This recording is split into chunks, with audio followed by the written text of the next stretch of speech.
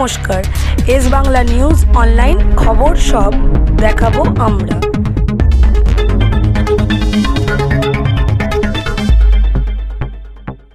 हिंदू कभी खतरे में है तो कभी मुसलमान खतरे में है, लेकिन इतिहास गवाह है कि कोई धर्म खतरे में नहीं है। अगर धर्म खतरे में होता तो राणा प्रताप का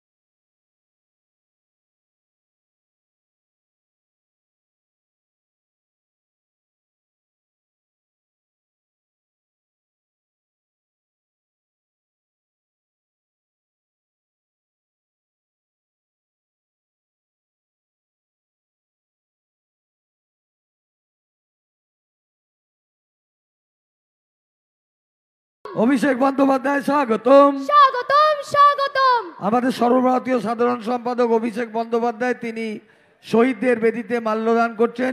শহীদ স্মরণে আপন মরণে রক্ত ঋণ শোধ করো, শোধ করো, শোধ করো। শহীদের রক্ত হবে না কো ব্যর্থ, ছাত্র আন্দোলনের শহীদদের রক্ত হবে না কো ব্যর্থ, গণতান্ত্রিক আন্দোলনের শহীদদের রক্ত হবে না কো ব্যর্থ। শহীদ স্মরণে আপন মরণে রক্ত ঋণ শোধ করো, শোধ করো, শোধ করো। শহীদ তোমায় ভুলছি না, বলছি না, ভুলবো না। হ্যাঁ ঋতুপর্ণা তুমি আজকে কিছু ছাত্র সংগঠন এবিভিপি, এসএফআই, ডিওয়াইএফআই আন্দোলনে নেমেছে, প্রতিবাদে নেমেছে।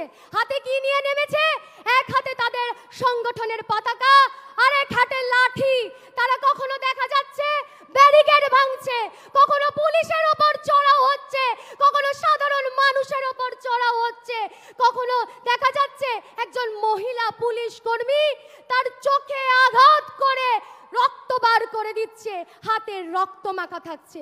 কিন্তু একটা ছাত্র সমাজ যারা আন্দোলন করে, যারা প্রতিবাদ করে, তাদের হাতে কলম থাকে, তাদের আন্দোলনে, তাদের প্রতিবাদে বুকে থাকে মাতঙ্গিনী হাসা। অভিষেক ব্যানার্জি জিন্দাবাদ, জিন্দাবাদ, জিন্দাবাদ, অভিষেক ব্যানার্জি জিন্দাবাদ। জিন্দাবাদ, জিন্দাবাদ। অভিষেক দা তুমি লড়াই করো, ছাত্র যুব সঙ্গে আছে, সঙ্গে আছে, সঙ্গে আছে। অভিষেক দা তুমি লড়াই, অভিষেক দা তুমি লড়াই করো, ছাত্র যুব সঙ্গে আছে। অভিষেক ব্যানার্জি।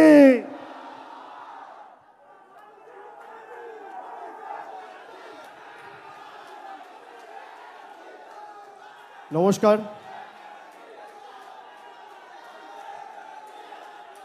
উপস্থিত সভামঞ্চে সকলকে আমার শ্রদ্ধা, কৃতজ্ঞতা, প্রণাম জানাই। আজকের সভার সভাপতি বৈশানহর চ্যাটার্জি থেকে শুরু করে তৃণমূল ছাত্র পরিষদের রাজ্যের সভাপতি ভাতৃপ্রতিম তৃণাঙ্কুর সহ ছাত্র পরিষদের ফুল টিমকে, যারা আজকের এই কর্মনাশা, ধর্মনাশা, সর্বনাশা বন্ধকে উপেক্ষা করে যতদূর চোখ যাচ্ছে শিক্ষার প্রগতি, সঙ্গবদ্ধ জীবন এবং দেশপ্রেম, কার্যত জনসমুদ্রে পরিণত করেছে, আমি তাদের সকলকে ধন্যবাদ জানাচ্ছি। গতকাল ভারতীয় জনতা পার্টি 12 ঘন্টার বাংলা বন্ধ ডেকেছিল। আমরা যবে থেকে 2011 সাল থেকে এই রাজ্যে ক্ষমতায় এসেছি, আমরা বারে বারে বলেছি আমরা এই বন্ধের রাজনীতির বিরুদ্ধে, এই কর্মনাশা, সর্বনাশা, ধর্মনাশা বন্ধের বিরুদ্ধে। বাংলাকে যারা অচল করতে চাইছে সেই রাজনীতির বিরুদ্ধে। আমি অনুরোধ করব ভারতীয় জনতা পার্টির বাংলার নেতৃত্বকে যে প্রতি 28শে আগস্ট আপনারা পারলে একটা করে বন্ধ ডাকুন। আপনাদের বন্ধকে কি করে প্রতিহত করতে হয় বাংলার মানুষ জানে। আজকের সমাবেশে যে সংখ্যায় ছাত্র যুবরা, তরুণরা এই সভাস্থলে মেয়র রোডে এসে উপস্থিত হয়েছে, আমি মনে করি বিগত দিনের প্রত্যেকটা 28শে অগস্টের প্রতিষ্ঠা দিবসের কর্মসূচির রেকর্ড আজকের এই সমাবেশ ভেঙে দিয়েছে। এবং যত বাংলার বিরুদ্ধে, তৃণমূলের বিরুদ্ধে কুৎসা হয়েছে, অপপ্রচার হয়েছে, চক্রান্ত হয়েছে, ষড়যন্ত্র হয়েছে, তৃণমূল কংগ্রেস তত শক্তিশালী হয়েছে। আমরা বিশুদ্ধ লোহার মতো সেই লোহাকে যত আঘাত করেছে, যত তাতিয়েছে, যত পুড়িয়েছে, যত প্রহার করেছে, সেই লোহা তত শক্তিশালী হয়েছে। একটা দুর্ভাগ্যজনক ঘটনাকে কেন্দ্র করে যেখানে সারা ভারতবর্ষের মানুষ আজকে বিচার চাইছে, সেই ঘটনাকে কেন্দ্র করে আজকে যারা রাজনীতি করছে, যারা লাশের নোংরা রাজনীতিতে নিজেদের লিপ্ত করেছে, বাংলার মানুষের কাছে তাদের মুখোশ খুলে প্রকৃত চেহারাটা উন্মোচিত হয়েছে। যারা সন্দেশখালি করে মহিলাদের মান, সম্মান, সম্ভ্রম 2000 টাকার বিনিময়ে নিজেদের স্বার্থ চরিতার্থ করতে দিল্লির বুকে বিক্রি করেছে, তাদের নারী সুরক্ষা নিয়ে কথা বলার অধিকার নেই। যাদের আমলে উন্নাও হয়েছে, কাঠুয়া হয়েছে, হাতরাস হয়েছে, বদলপুর হয়েছে, সেই নারী বিরোধী, নারী বিদ্বেষী ভারতীয় জনতা পার্টির কাছে বাংলার মানুষকে রাজনীতি করা শিখতে হবে না। যারা মুখ্যমন্ত্রী মমতা বন্দ্যোপাধ্যায়ের পদত্যাগ দাবি করছে, আমি আপনাদের বলছি, গত 10 বছরে একটা তথ্য আপনাদের দিই।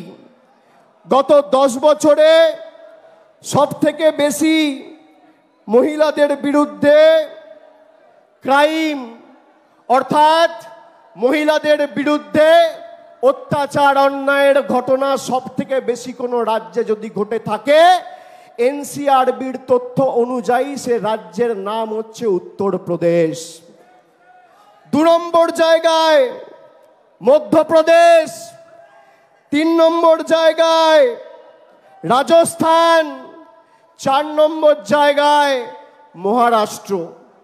মহিলাদের বিরুদ্ধে শ্লীলতাহানি, ধর্ষণ, অন্যায়, অত্যাচারে উত্তরপ্রদেশে গত 10 বছরে 41,733টা ঘটনা ঘটেছে। মধ্যপ্রদেশে 36,144টা ঘটনা ঘটেছে। রাজস্থানে প্রায় 28,000 ঘটনা ঘটেছে। মহারাষ্ট্রে 25,000 ঘটনা ঘটেছে। উত্তরপ্রদেশের মুখ্যমন্ত্রীর নাম কি? যোগী আদিত্যনাথ, ডবল ইঞ্জিন সরকার। মধ্যপ্রদেশের মুখ্যমন্ত্রীর নাম কি? মোহনলাল যাদব, ডবল ইঞ্জিন সরকার। রাজস্থানের মুখ্যমন্ত্রীর নাম কি? ভজনলাল শর্মা, ডবল ইঞ্জিন সরকার। আর মহারাষ্ট্রের মুখ্যমন্ত্রীর নাম কি? একনাথ শিন্দে, ডবল ইঞ্জিন সরকার। ক্যামেরার সামনে অন রেকর্ড বলে যাচ্ছি, পারলে এই 4 জন মুখ্যমন্ত্রীর পদত্যাগ দাবি করবেন, তারপর মমতা বন্দ্যোপাধ্যায়ের দিকে আঙ্গুল তুলবেন। ক্ষমতা আছে, ক্ষমতা আছে। এখানে যারা বোনেরা বসে আছে, আমি তোমাদের জিজ্ঞেস করতে চাই, বলো ভারতবর্ষে ধর্ষণ বিরোধী কঠোর আইন আসা উচিত কি উচিত না? হাত তুলে বলো, উচিত কি উচিত না? ভারতবর্ষে টাইম বাউন্ড, অর্থাৎ 1 থেকে 2 মাসের মধ্যে ট্রায়াল এবং কনভিকশন শেষ করে দোষী সাব্যস্ত করার মতো কঠোর আইন ভারতবর্ষের সংসদে আসা উচিত, হ্যাঁ কি না? হাত তুলে বলুন, জোর গলায় বলুন। বিজেপির নেতাদের বলবো, যারা নবান্ন অভিযান করে মুখ্যমন্ত্রীর পদত্যাগ দাবি করছেন, সাংসদ অভিযান করে ভারতবর্ষে ধর্ষণ বিরোধী আইন আনার জন্য নরেন্দ্র মোদীর কাছে দাবি জানান। ক্ষমতা থাকলে স্বরাষ্ট্রমন্ত্রী অমিত শাহর কাছে দাবি জানান, বিজেপির সভাপতি, যে বিজেপি দেশ শাসন করছে, জেপি নাড্ডার কাছে দাবি জানান। দেখি কত ধানে কত চাল। আমি আপনাদের বলছি, এদের ক্ষমতা নেই ধর্ষণ বিরোধী আইন ভারতবর্ষে আনবে। তার কারণ, যদি ভারতবর্ষে এই কঠোর ধর্ষণ বিরোধী আইন আসে, তাহলে সব থেকে আগে জেলে যারা যাবে তারা হচ্ছে বিজেপির লোকজনেরা। সব চোর, ছেচোর, চিটিংবাজ, মাতাল, পাতাখোর, খুনি, ধর্ষক সব বিজেপিতে। কালকে যারা রাস্তায় নেমেছিল, কোনো ভদ্রলোককে আপনি দেখবেন না। এমন এমন ছাত্র কালকে রাস্তায় নেমেছে, আমরা দেখেছি। কেউ বলছে আমি বিএসসিতে সায়েন্স নিয়ে কমার্স পড়ছি, কেউ বলছে আমার 23 বছর বয়স, আমি 11-এ পড়ি, স্কুলের নাম জিজ্ঞেস করছে, বলছে ভুলে গেছি, জানি না। এই হচ্ছে বিজেপির প্রকৃত চেহারা। 14 তারিখ বাংলার মায়েরা, দিদিরা, বোনেরা মেয়েদের রাত দখলের ডাক দিয়েছিল। আমরা সেই লড়াই আন্দোলনকে সম্মান জানাই। যারা রাস্তায় নেমেছিল বা যারা বাড়িতে বসে প্রতিবাদ করেছিল, তাদের একটাই দাবি ছিল, এক, ধর্ষণ মুক্ত আগামী দিনের ভবিষ্যতের সমাজ গড়ে তোলা, এবং 2, যারা দোষী তাদের কঠোর ব্যবস্থা নিয়ে বিচার ব্যবস্থা যাতে দ্রুত বিচার সম্পূর্ণ করে প্রকৃত দোষীদের শাস্তি দেওয়ার ব্যবস্থা করে। 4 দিন কলকাতা পুলিশের হাতে কেস ছিল, 10, 11, 12, 13। 14 তারিখ মহামান্য কলকাতা হাইকোর্ট সিবিআই এর কাছে কেস ট্রান্সফার করে। আজকে নেই করে 14 দিন অতিক্রান্ত। যারা সন্দীপ ঘোষের অ্যারেস্ট নিয়ে দাবি তুলছিল, কেন 14 দিন এই খুন আর ধর্ষণের মামলায় সন্দীপ ঘোষ অ্যারেস্ট হয়নি, সিবিআই কে জবাব দিতে হবে।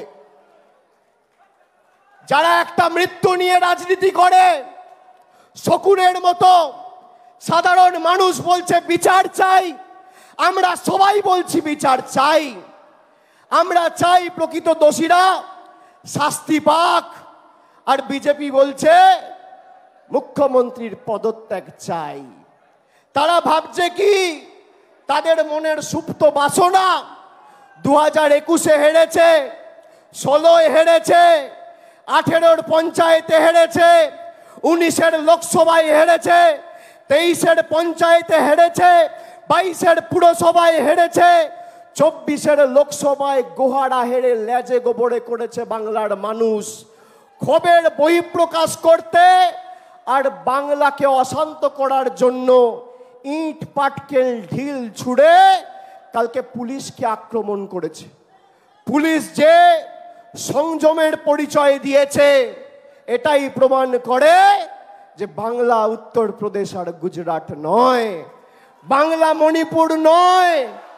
আজকে বাংলায় যদি কোনো ঘটনা ঘটে, মানুষ মাথা উঁচু করে মুষ্টিবদ্ধ হাত তুলে এক বুক আবেগ, এক বুক আশা, আকাঙ্ক্ষা, প্রতিবাদের অহংকারকে পাথেয় পথ চলার প্রেরণা করে রাজপথে নামতে পারে। মনে আছে সিঙ্গু বর্ডারে কৃষক আন্দোলন যারা করছিল, তারা যাতে দিল্লিতে প্রবেশ না করতে পারে, 2 ফুটের এত বড় বড় পেরেক রাস্তায় পুঁতে রেখেছিল দিল্লি পুলিশ আর সিআইএসএফ। তারা আজকে ভাষণ দিচ্ছে, আজকে বন্ধ ডেকেছে, বিচারের দাবিতে নয়। কালকে বিজেপির কর্মীদের পুলিশের উপর ঢিল পাটকেল ছুঁড়ে আক্রমণ করে সরকারি সম্পত্তি ভেঙে যারা অ্যারেস্ট হয়েছে, সেই দুর্নীতিগ্রস্ত চিটিংবাজ দুর্বৃত্তদের ছাড়ানোর লক্ষ্যে আজকে তারা বন্ধ ডেকেছে। বাংলার মানুষ দেখুক। আর বন্ধের নমুনা কি?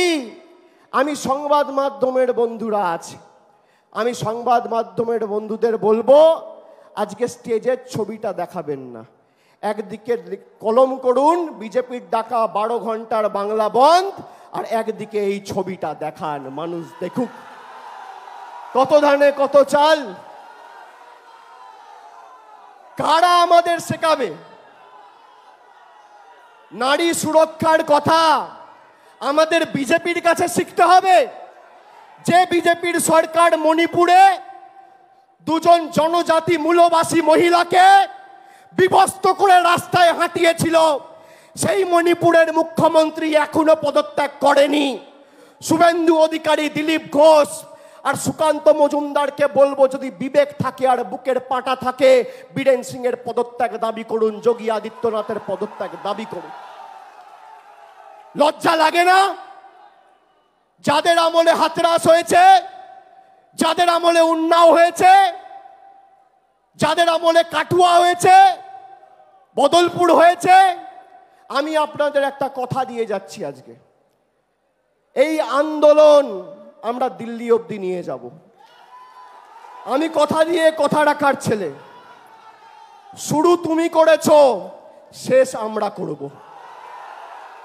100 দিনের আন্দোলন। আমরা যখন গরিব মানুষের টাকা চাইতে, গরিব মানুষের প্রাপ্য টাকা বাংলায় হেরে গিয়ে জোর জবরদস্তি এই বাংলা বিরোধী বিজেপি আটকে রেখেছিল, আমরা দিল্লিতে আন্দোলনের ডাক দিয়ে এখান থেকে ট্রেনের ব্যবস্থা করে 3টে ট্রেন বুক করেছিলাম। রেল দপ্তর আমাদের থেকে টাকা নিয়েছিল। টাকা নেওয়ার পরেও শেষ মুহূর্তে সেই ট্রেন ক্যান্সেল করে। আর কালকে বিরোধী দলনেতা শুভেন্দু অধিকারী সংবাদ মাধ্যমে বিবৃতি দিয়ে বলছে যে আমরা ধন্যবাদ জানাই রেলকে, যাতে সাধারণ মানুষ, ছাত্র সমাজের প্রতিনিধিরা নবান্ন অভিযানে অংশগ্রহণ করতে পারে, তাই সব ট্রেনে স্পেশাল বগি, এক্সট্রা বগি লাগিয়েছে। বলুন বিজেপি বাংলা বিরোধী নয়? বলুন বিজেপি জমিদার নয়? সাধারণ মানুষের আন্দোলনের স্বার্থে যখন তৃণমূল কংগ্রেস দিল্লি দখলের ডাক দিয়ে মানুষের প্রাপ্য অর্থ দিল্লি থেকে ছিনিয়ে আনার আন্দোলনের ডাক দেয়, তখন গরিব মানুষ যাতে দিল্লি যেতে না পারে সেজন্য ট্রেন ক্যান্সেল হয়। আর বাংলাকে অশান্ত করার জন্য সেই মোদি আর বিজেপি সরকারের নেতৃত্বাধীন ঐশনী বৈষবের রেল মন্ত্রক এক্সট্রা বগি লাগিয়ে সরকারি সম্পত্তি যারা ভাঙচুর করে তার ব্যবস্থা করে। জবাব দেবো কি দেবো না আমরা? আমি আপনাদের বলছি, তারা বলছে দাবি 1, দফা 1, মুখ্যমন্ত্রীর পদত্যাগ। তারা বলছে দাবি 1, দফা 1, মুখ্যমন্ত্রীর পদত্যাগ। আমি বলি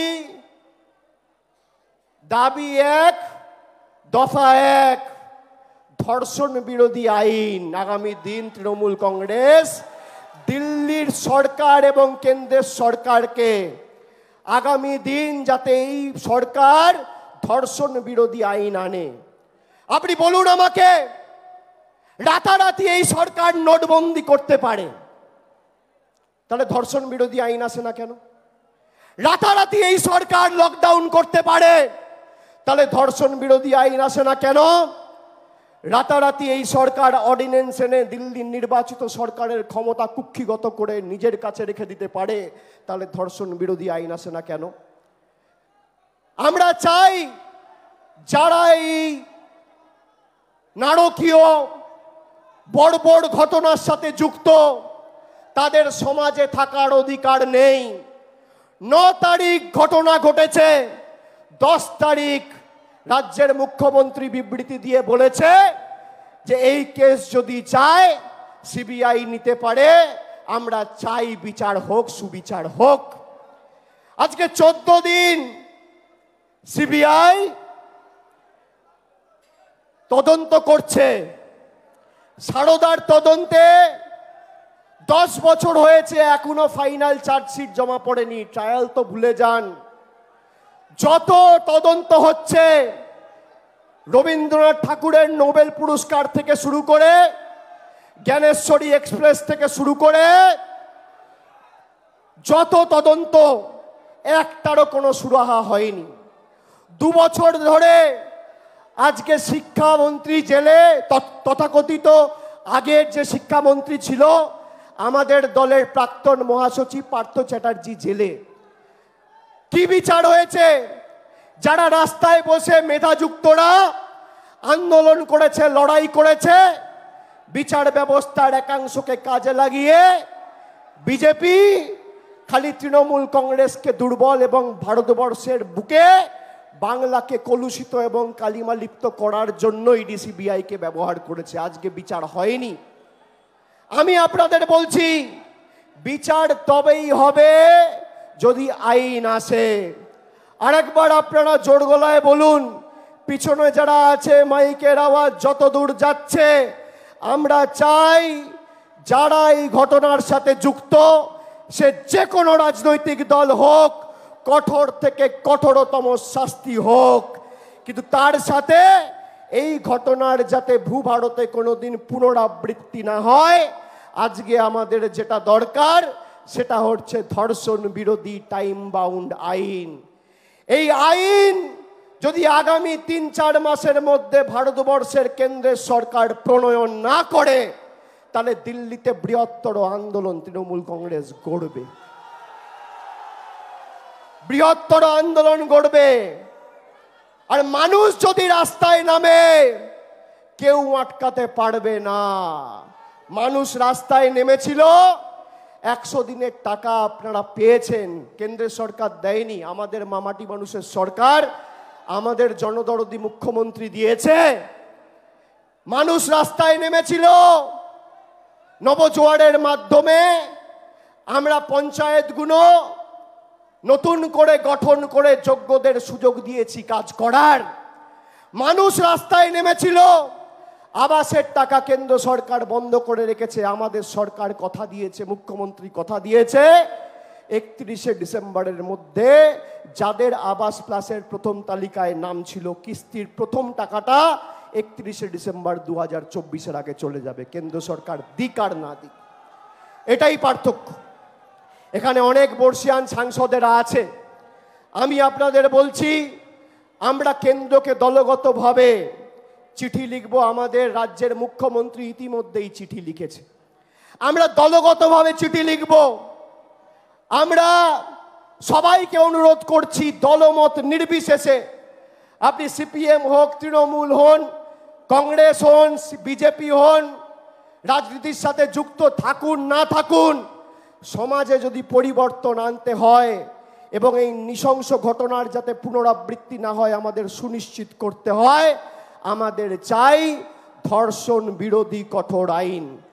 এবং কেন্দ্রের সরকার যদি এই আইন না আনে, তাহলে প্রাইভেট মেম্বার বিলের মাধ্যমে আমি এই আইন মুভ করব। দিল্লির সাংসদ, প্রত্যেকটা সাংসদের অধিকার আছে প্রাইভেট মেম্বার বিল মুভ করে সেটা আইন হিসেবে আইনসভায় পাস করিয়ে, বিল হিসেবে আইনসভায় পাস করিয়ে আইন তৈরি করা। বাংলার মানুষ আমাদের এই অধিকার দিয়েছে, আমরা আগামী দিন করব। আর একটা ছোট কথা বলে শেষ করব। মুখ্যমন্ত্রী, আমাদের দলের সভানেত্রী, তিনি সভামঞ্চে এসে উপস্থিত হয়েছেন। আমি বক্তব্য দীর্ঘায়িত করব না। আমি অনুরোধ করব খালি যে আগামী দিন ছাত্র সংসদ নির্বাচনগুলো যখনই হবে, তখন 55% আসনে যাতে মেয়েরা অর্থাৎ বোনেরা লড়াই করার সুযোগ পায়, সেটা আমরা সুনিশ্চিত করব। 55%, 50% নয়। What Bengal things today, India things tomorrow. আমরা মেয়েদেরকে, বোনেদেরকে, দিদিদেরকে যদি এই সুযোগ দিতে পারি, যেটা বাংলা করে দেখিয়েছে পঞ্চায়েত স্তরে, লোকসভায় আমরা করে দেখিয়েছি। বিজেপি এনেছিল উমেন রিজার্ভেশন বিল, লবডঙ্কা, কিচ্ছু করেনি। আমরা কথা দিয়েছি, কথা রেখেছি। 29 জন সাংসদের মধ্যে 12 জন সাংসদ তৃণমূল কংগ্রেসের মহিলা প্রতিনিধি রয়েছে। পঞ্চায়েত স্তরে 50% সংরক্ষণ করে আমরা দেখিয়েছি। আর ছাত্র সংসদ নির্বাচনে 45-50 নয়, 55% করার জন্য আমি অনুরোধ জানাচ্ছি এবং ভাই তৃণাঙ্কুরকেও বলবো যাতে আগামী দিন 55% কলেজ নির্বাচনগুলোতে মেয়েরা বোনেরা প্রতিনিধিত্ব করতে পারে তার সুযোগ তৃণমূল ছাত্র পরিষদকে করে দিতে হবে।